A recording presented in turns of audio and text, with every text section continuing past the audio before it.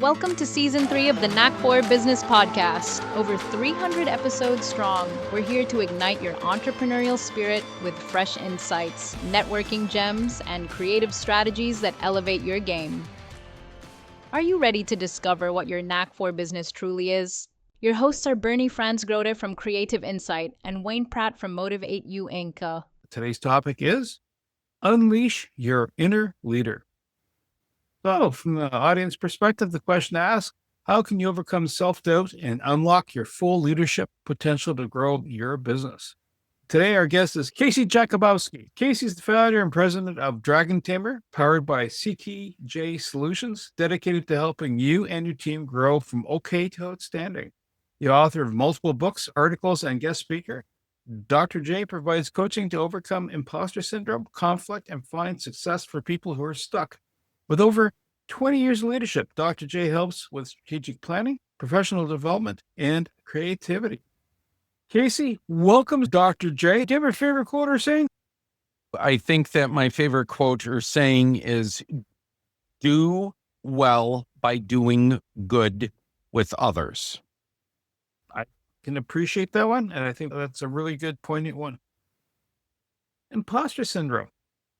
I think we should perhaps define it and then define it in relationship to leaders. Like, why does a leader think I'm a poser, to use a colloquialism? One big area of defining imposter syndrome is you feel like you don't belong. You feel like you don't have the knowledge, the expertise, and the skill. Leadership is more than just a title. Leadership is your thoughts, your actions, your judgment, and how you motivate your team to do not just their level best, but their very best. And one area that a lot of leaders struggle with is this idea of not only do I belong, but do I even qualify to get there? And I want people to think about themselves in terms of their 4-year-old or 5-year-old self. Nobody says, I want to grow up to be basic.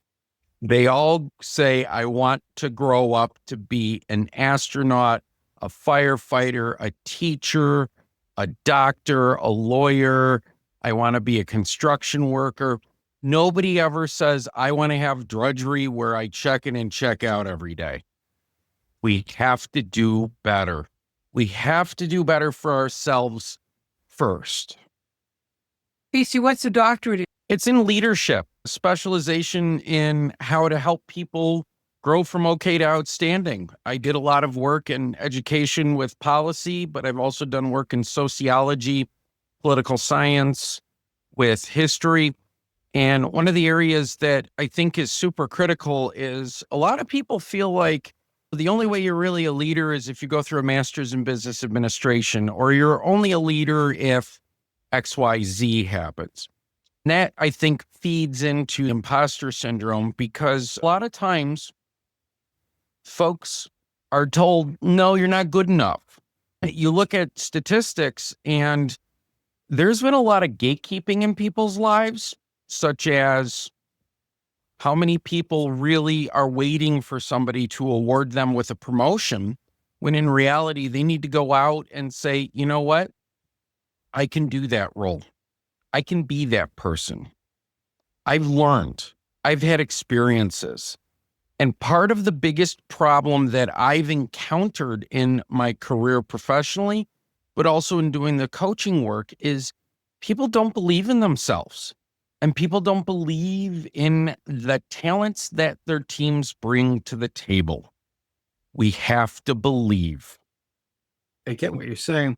And I've been in places where there's other people that are, I wouldn't say imposters. Their ego is so strong. They're front and center. How does that fit in? How does that not overwhelm people and push them back? In other words, full of hot air, basically. It starts with understanding that research has just come out from major research journals that the higher people climb on ladders for management or administration, the less they're willing to receive feedback about maybe their ideas aren't great. And I call that hubris, which means puffed up and full of yourself. And this will destroy businesses, because if you have a right person in a leadership role, they will seek others, gather data, and they will listen to expertise. And then they will make a decision that they can explain that's more than a gut reaction. I also think for a lot of people, especially in small businesses, they struggle with the conflict of, I need to be all things to all people instead of being a conductor. No orchestra sounds amazing without the instrument players. But far too many people think it's the conductor that does all the hard work. In reality, the conductor creates the symphony by asking each person and instrument to do their part, blending them together and setting the tempo and the rhythm. Does great leadership or bad leadership affect innovation? Oh, absolutely. You would be surprised how many great ideas have wound up in the garbage bin because some didn't understand that the application was far ahead of where the organization was, or far ahead. And it's the idea that we have to face the facts that our people, our innovators, are often folks who are quirky, talented, and if given the opportunity to run around and go through their creative explosion, innovation will happen. Instead, they got to fill out a form, be at their desk. They got to take lunch when everybody else is assigned to it. They got to appear in a very boring, bland business building. We need leaders to give permission and to give people the backing when they say, I've got this off the wall idea. You have to give them space to be awesome. How do you prevent someone going off the rails? Like, you can have a great innovative idea. Maybe it's another way to fly a plane. You just don't have any engineering skills, but you have a concept, right? And you start going off and the company can't, or the agency can't support the endeavor. So how do you balance it? Because at some point in time you go, like the idea, it's either not, you can't deliver it, and not the person, but the organization can't deliver it, or it's wrong time, wrong place. Good idea, but I can't make that magic happen at this time without actually breaking the person. Yeah. It's the spirit. So how do you keep it going? It's almost like having a crew of people around you as an advisory board, but not a formal thing. We're going, cool idea, but, and here's the limitations. Yeah. The physical laws of science kick in, or we're not there yet. How do you manage that?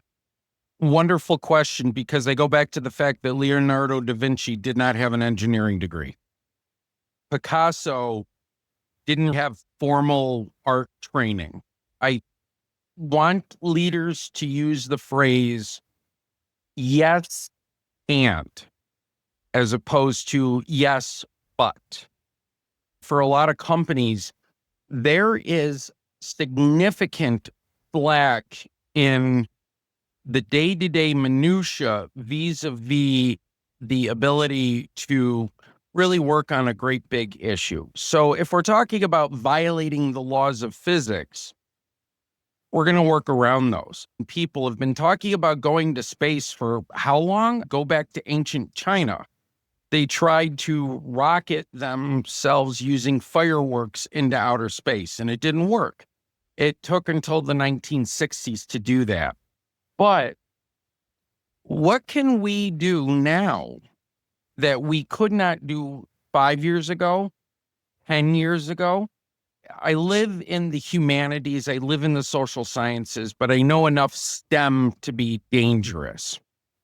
One phrase that I heard was the science we do in 2025 would be considered supernatural in 1750. It's important for us to realize that we have bright people out there who have been told yes, but, or no. And we haven't had more people told yes, and, or let's look at doing creativity. Let's look at advancing something that we don't think's advanceable. But at the end of the day, I want to be able to listen to my cat meow at me and understand exactly what that cat is. According to artificial intelligence, they're getting to the point within 7 years to 10 years that you'll be able to have a conversation with your cat or your dog who would like to have instantaneous translations. We're getting almost to the point where you can utilize an app on your phone to have a conversation with a friend of yours who's speaking Hindi or another one of the languages. You needed somebody to do that work. And even earlier in the 15, 16, and 1700s, you needed boundary spanners who not only knew English or French, but they also began to pick up on native First Nation languages in Canada. We've done it before. The difference is now we can do it with enormous speed because there is almost infinite computer power out there. There are tools where you can actually do predictive analysis using programs. We have to start giving more permission and less restrictions to people. And that requires a leader to say, I'm not afraid of the future, even though I might not know. I've hired the talent who does know. Casey, I have a question. A lot of our listeners are solopreneurs. I think of them as cowboys, regardless of gender. The solopreneur is very much the person on the horse riding out. A lot of these are ex-corporate people. In a perfect world, what does the corp bring that the solopreneur doesn't have, where it is a federation that works? What should the corp be doing? Oh, that's a wonderful question. Why do you think people leave good, compensated corporate jobs to go into entrepreneurship? Normally, it's because they are just exhausted with the bureaucracy. They're exhausted with the inability of people around them to see things, and they're tired of fighting within constriction. So what they want to do is they want to go forth, do work, and live and breathe and do their thing. Because most jobs and most business is created by large corporations. When in reality, the research says that it's the solo entrepreneur, it's the very small mom and pop business, or it's the very, very lean startup that creates the majority of economic wealth. And if the corporations want to be agile or nimble, they can't go in and say, we're going to be agile and nimble, but still have a corporate vice president of wiping the wall or the executive director of making sure that the bathroom tissue is restocked in a certain color. Because when you have bureaucracy, when you have structure, you take away from the ability to pivot quickly and you take away from passion. People want to be engaged and involved in something they're passionate about. I know of nobody who wants to go in and make sure that Form 38/9 is filled out correctly. For a lot of people that are sitting there, they're going, are you kidding me? Let's figure out hunger. Let's figure out environmental justice. Let's make sure that people who are with family members suffering from dementia can have those memory conversations again. Let's do that. So, what's a perfect environment then for this type of success? It comes down to being if some people are like status quo, which is fine, and some people like this to be a disruptor and not to be a pain. That's the innovation piece kicking in.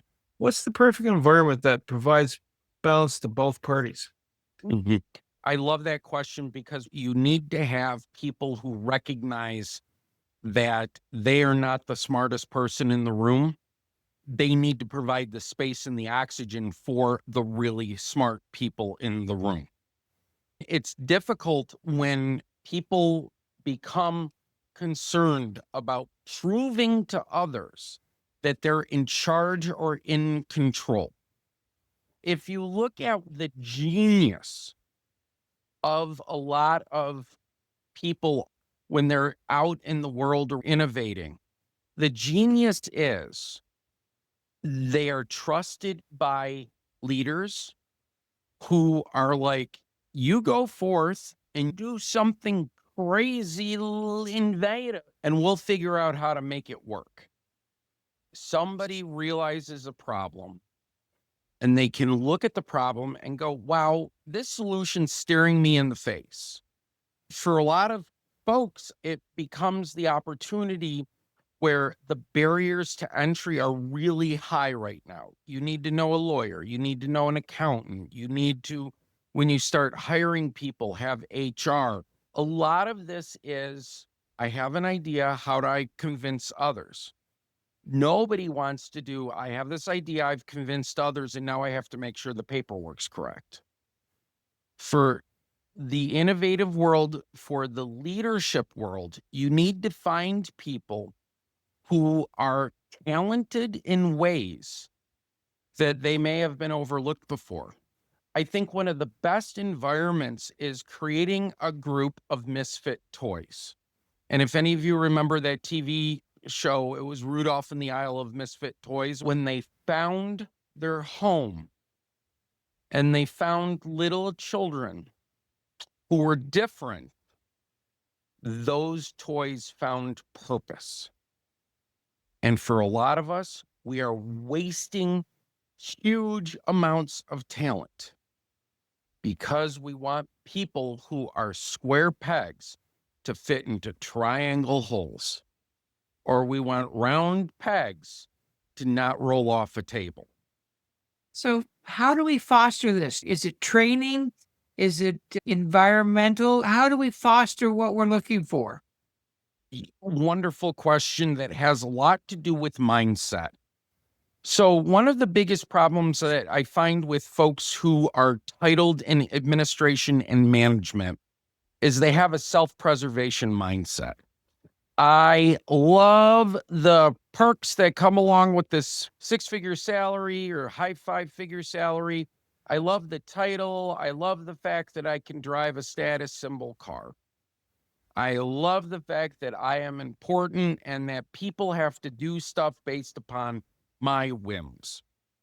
Versus true leaders who they will create environments where the people who are their colleagues will be asked to answer pie in the sky questions, not for self-preservation, because they're not in the mood for self-preservation. What they really are is doing well by doing right by others.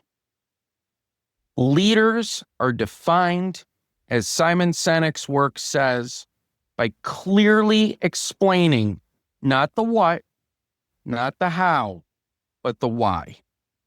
It also comes down to some of the work that Lencioni has talked about in 5 Dysfunctions of a Team. You need to be able to disagree.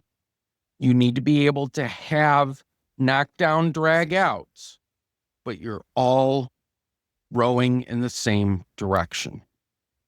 I have found So many people are afraid about how they're going to put their kids through college, how they're going to pay the mortgage, how they're going to pay the car payment. What they're not focusing on is that the people under them have innate and developed talents.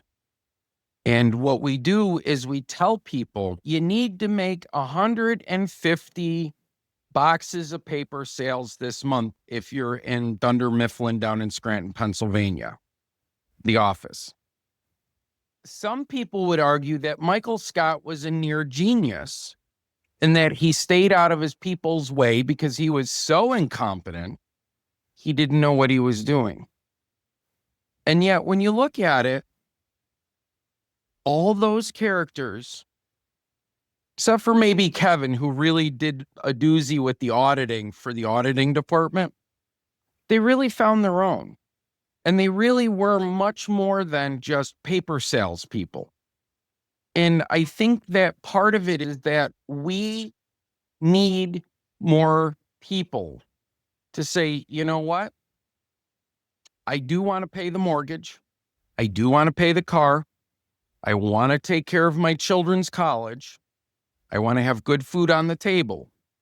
But I'd rather find a good place to work and live and ply my trade than to be part of an organization where I'm going to go home every day and go, what did I honestly do today? What am I honestly doing on Monday? What honestly am I doing over my career? I'm assuming from talking to you that you believe leaders are created, not born.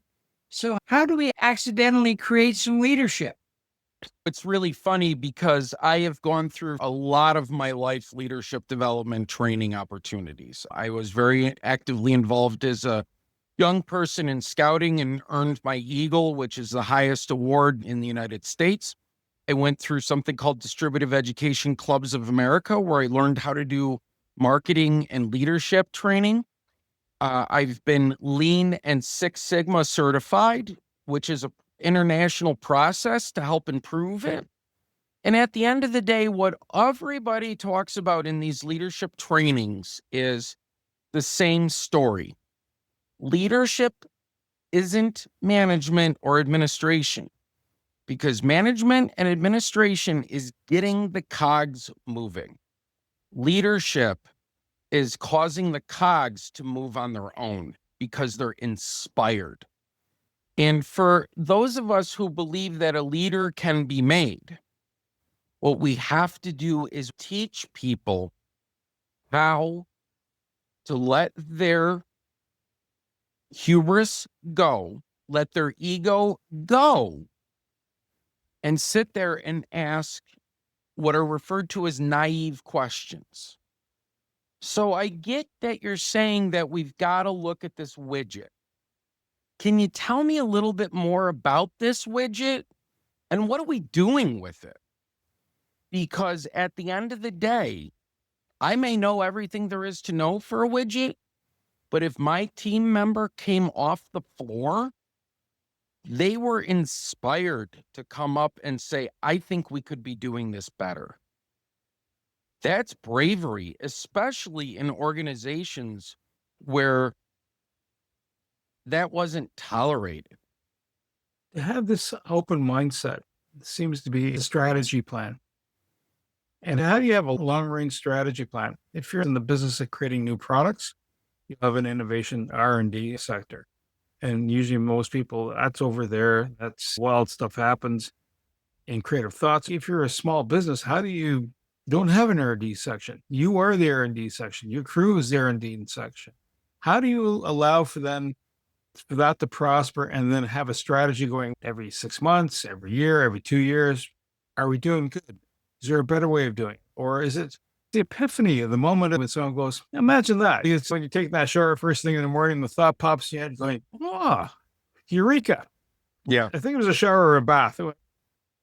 Yeah, it was a bath. And it starts really not by saying we're going to do this regularly. What you need to do is, as organizations with strategic planning, the aha moments can be for a couple of different reasons. The first reason is, do we have to accomplish something because somebody else is asking us to do the strategic plan? That's the worst way to go about doing strategic planning.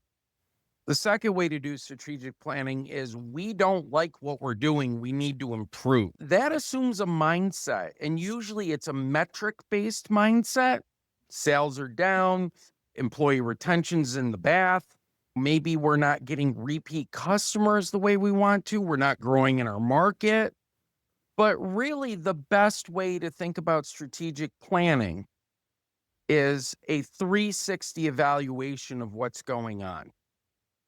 What did we start out with our idea? Everybody wants to have a perfect mission, vision, whatever. There's no perfection in the world. What there really is giving your best shot and learning. For strategic planning, you got to understand your resources. You have to understand your people. You have to understand the people outside your organization that pay you money. What's driving them? I think for a lot of folks, if they don't understand what's driving their customer, they don't understand what's driving their worker, they don't understand what's driving their business, what they really have done is stumbled upon a happy accident. We can't be accidental. We have to look at how to move forward with this idea of, what are we doing well? What could we do better? And why do we want to do this? And how does this relate to when we all got together? Now, of course, people will say, oh, I've got a small business. It's been around for a while. It was grandpa's or grandma's or great grandpa or great grandma's. I don't know, they needed to do something. Yes. If you think about it, there is a hierarchy of needs. And mostly it starts with, are you safe? Do you have a house? Are you warm? Are you eating? If you can say, my business answers one of those questions, then you should be good to go. And you have to differentiate why you are the best. If you move up your hierarchy of needs, belonging, safety, security, passion, self-fulfillment, that's where your differentiation starts. Because you never can sell a computer, because everybody wants to buy a computer. What you sell to them is what that computer is going to do for them and what it represents and how their life will be better. You sell them the story. And what you do is you sell them a product that makes them keep coming back to experience the story over and over again. A lot of our listeners, what I've seen, are fundamentally technicians. They may or may not be in the trades, but basically they take a product, they find a client, they sell the client, they get paid by the client, and they move on. They have done all the lifting themselves. How do they even find the development tools that aren't just glommed on like bad wallpaper so that they can actually be doing have more? Yeah, and really that's professional development, and it's a goal of creating a learning space. One area that I am truly amazed about is folks are so unaware nowadays of what's going on in their community. They're so unaware of opportunities. They're so unaware of developments because they're so focused on making sure that sales gets done, work gets done, things get done, that they're working in the business, but not on the business. They're not working on building up the knowledge and the skills that will allow them to look at change. I am so fortunate because I do a lot of work in higher education realms with innovation. But I also go intentionally to entrepreneurship events, and I go to networking at events. And I try to allow myself an hour of getting lost a day. Maybe I'm watching TV trying to decompress for the day, and the TV says Catherine de' Medici was mother to the King of France, who was 16 when he was crowned. I go take a look at that. With Google, you can find that out. And then 30 minutes later, I'm looking at how the architecture of medieval France changed and created situations where the plague spread because people were dumping out their water in a place that wasn't going to go right into the wells in Paris. I think for us, we've lost the innate curiosity that we are all born with and gets beaten out of us in the majority of our education. As a certified teacher, I can say that as somebody who teaches teacher candidates. I beg my candidates, I beg my teachers, let creativity reign. Inquire into things that are awesome. I had a student yesterday, ran into her after class.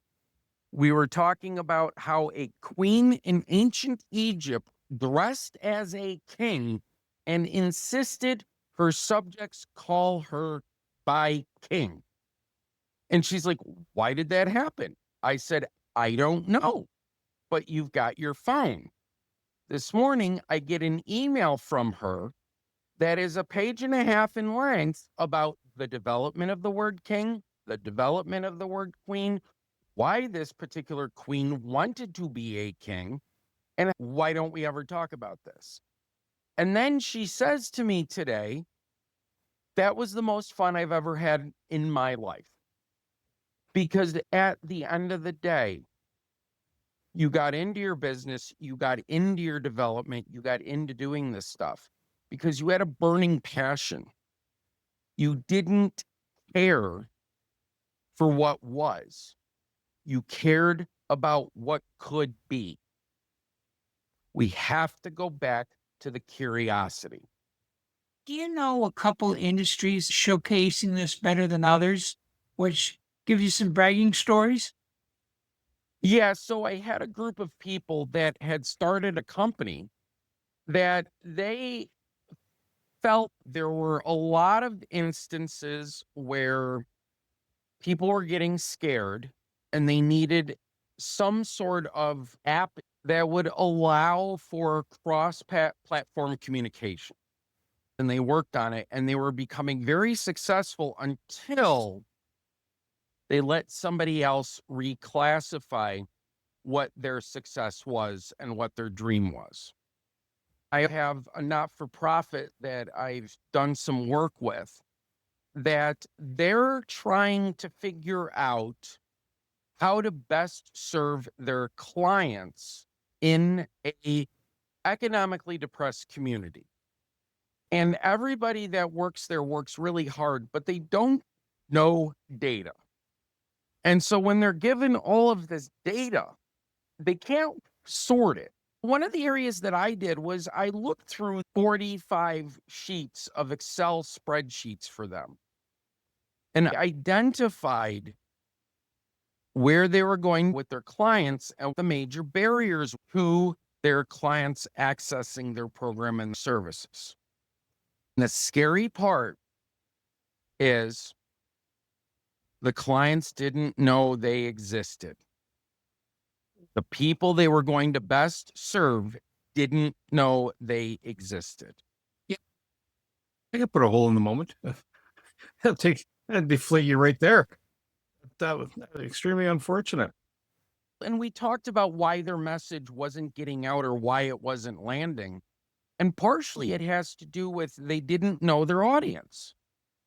They didn't know what technology they were using. They didn't know ways to access that information. And so they were using a model from when the people who had worked there were younger and in their stages of raising children. With a lot of the technology and the communication that's going on, I can barely keep up with which app is where and who do we use. And I'm on 7 different platforms. And at the end of the day, I don't have children of my own. I have 2 cats, but I have bandwidth to do that. I cannot understand how people with children and jobs keep up.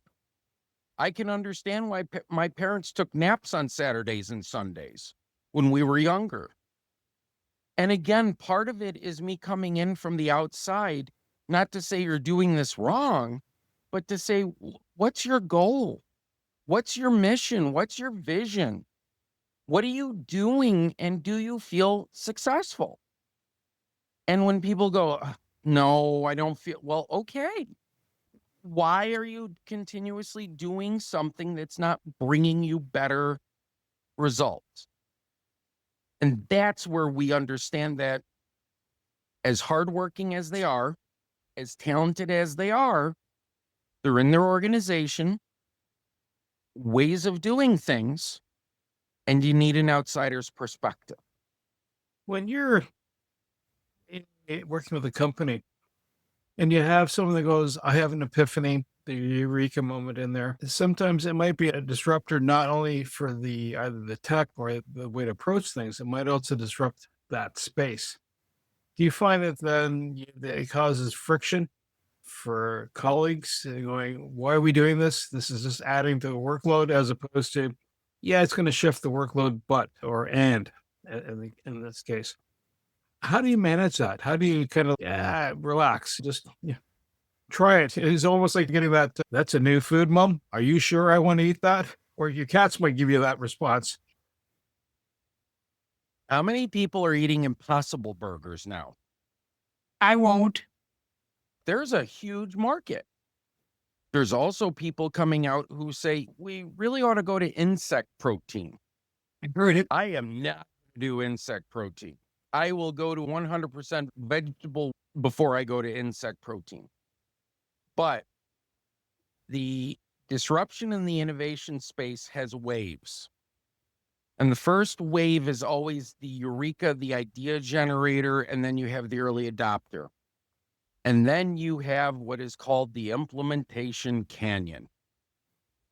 If you talk to any American or any Canadian, they will tell you that for a very long time, their diet was primarily made of beef. Chicken was considered something that poorer people ate.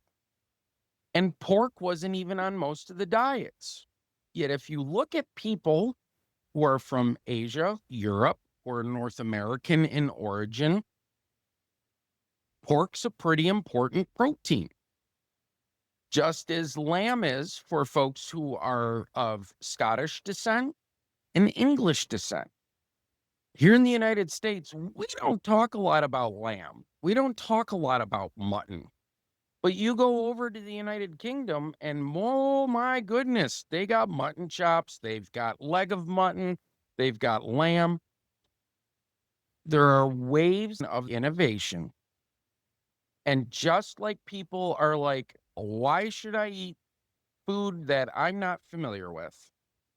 After a while, it changes. So yes, we still have huge beef consumptions, but we also have large pork and chicken and vegetable and other proteins, because what you do is you move and keep slowly going until it becomes a tipping point. And Malcolm Gladwell talked about the fact that most tipping points don't happen because people are like, that ain't going to work. That person's a disruptor. And somehow the next time the company gets together, upper management goes, you know what? For the good of the order, we got to let the innovator go because they're not innovating. They're creating conflict. And one of the points I get concerned about with conflict is that everybody thinks it's negative. But in reality, conflict can be your best friend. It reminds me of my last workplace. I transitioned to a new job and I was getting the answer no from other departments, and not in a bad way. It was just to say, listen, we don't have the cycles for you.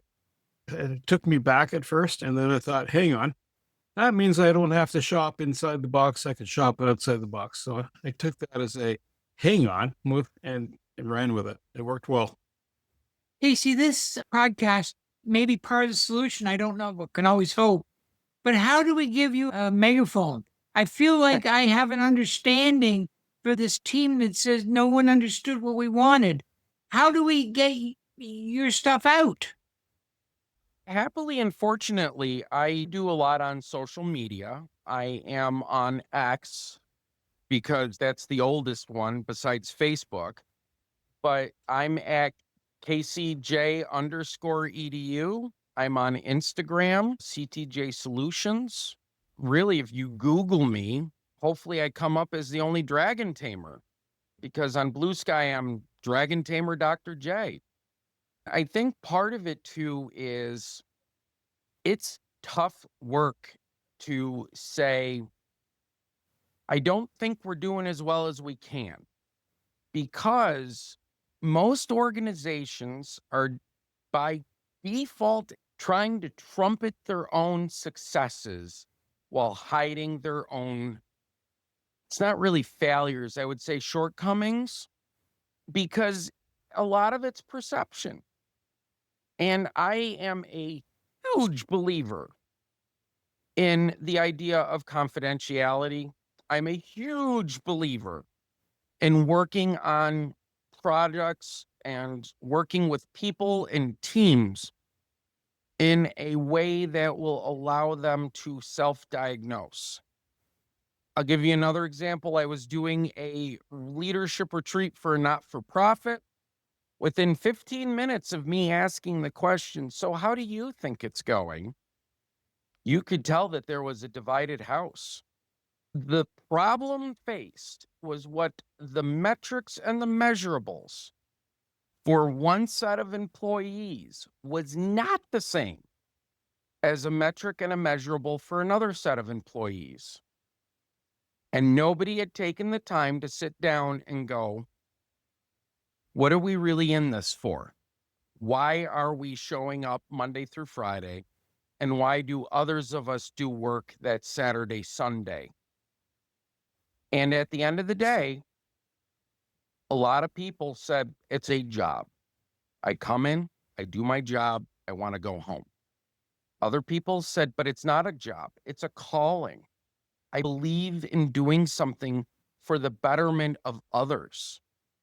And when we talked about that philosophical difference, what we began to realize was we didn't have all the people in the right seats on the bus.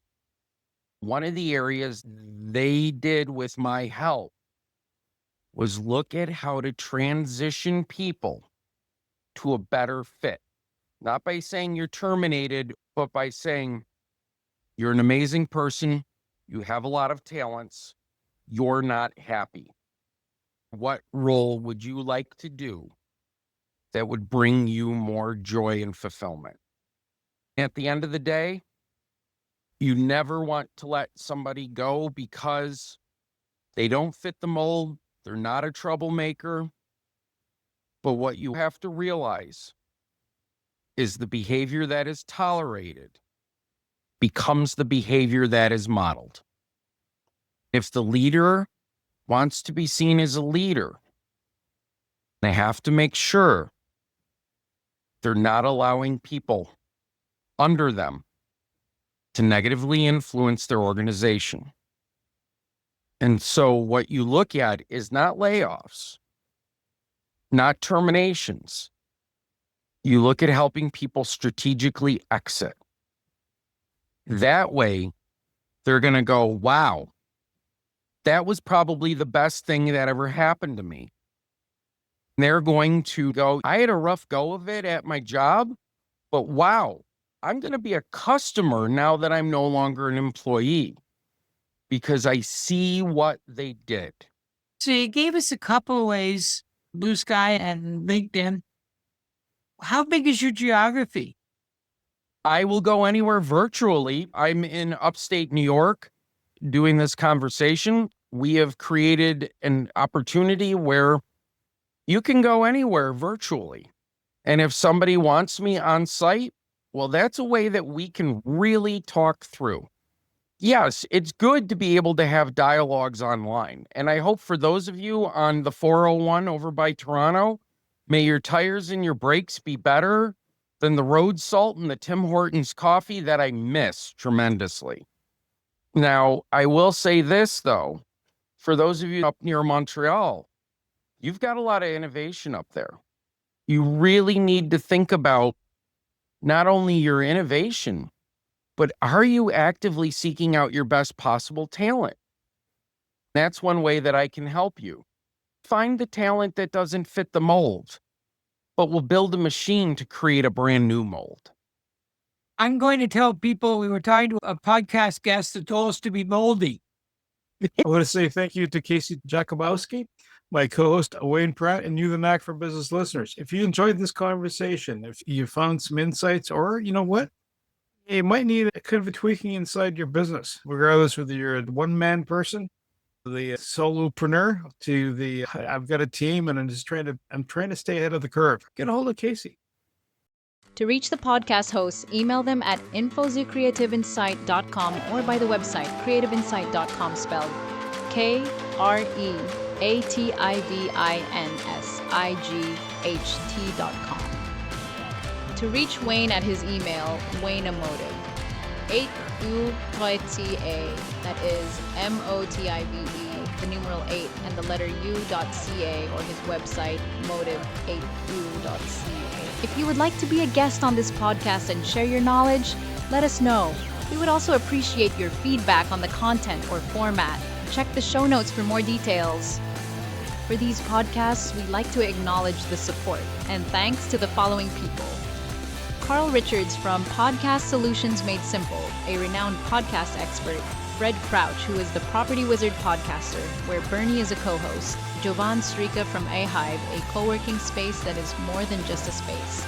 Then Melanie Weber, Bernie's invaluable business partner, and Wayne Pratt from Motive 8U Inc., who serves as both a coach and co-host of these podcasts. Disclaimer, please note that the Knack for Business podcast episodes are meant solely for educational and general informational purposes. The information and opinions contained within are not intended to be professional advice on any subject matter. The thoughts, views, and opinions expressed by the participants are their own personal beliefs and do not represent the views of the podcast hosts or any affiliated organizations. It is important to note that this podcast is not a replacement for consulting with certified experts in your area who possess knowledge of your unique situation. The hosts of the podcast, along with any participants or affiliated groups, do not take responsibility for any actions taken or not taken based on the information presented in this episode. It is highly recommended that individuals seek guidance from their own personal advisors in fields such as accounting, law, or other pertinent areas prior to undertaking any actions or making decisions that may impact their financial, legal, or other aspects of life.